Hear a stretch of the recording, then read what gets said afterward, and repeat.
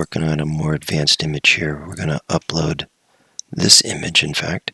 We're going to click on our background. We're going to hit mask. If you happen to have it and it looks gray and you right click on it, it says vector, we do not want that. We need to delete that one.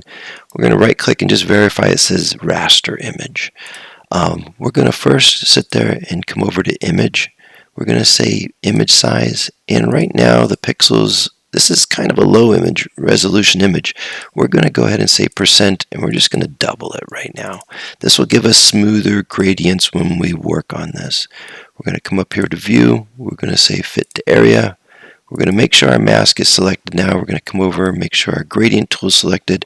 We're going to verify that we have black and white on our foreground, and we're going to come over here and we're going to drag on our screen.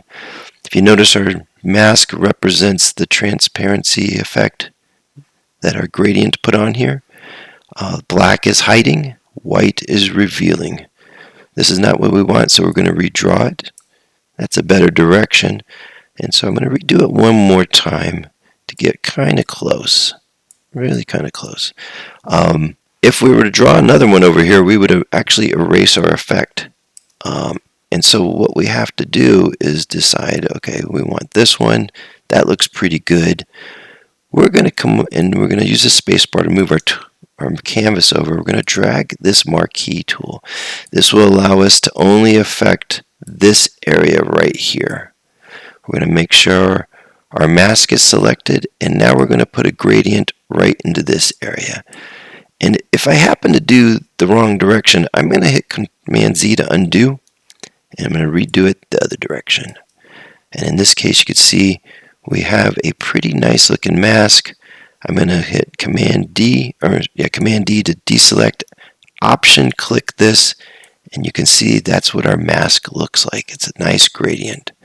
However, if we select back here and we start to zoom in, we will see that we have transparency happening in here. So we got to fix that. The way we're going to fix that is we're going to come to our mask. We're going to select our paintbrush tool. We're going to come over here to opacity. We're going to go ahead and put that at 100. We're going to verify that we have a very soft brush. We're going to have the hardness to 0, and we're going to start to draw. And if you notice, we're drawing on our mask, but we started making things disappear, and that's because we were drawing with black. So we're going to back up one step, and we're going to go ahead and we're going to toggle this. So now we're going to draw with white on our mask, and when I start to do that, you can see as I click, we are getting the transparency to disappear, which is kind of nice, which we want. If we option click here, we can actually see our work and the area that we actually worked on there. We're going to go ahead and we're going to select over here again. We're going to zoom in here and say, okay, this is where it gets to just be meticulous. We're going to have to select our mask, select our paintbrush, make sure we're painting with white, and we can then bring those areas that were disappearing back in place. Command 0 makes it fit. I can then sit there and say export as a PNG. When we do that, let's see here, we're going to name it test 03, and we're going to save it. And when we minimize this screen, hold on, let's look at it. We should have it in our downloads. There it is. Whoops.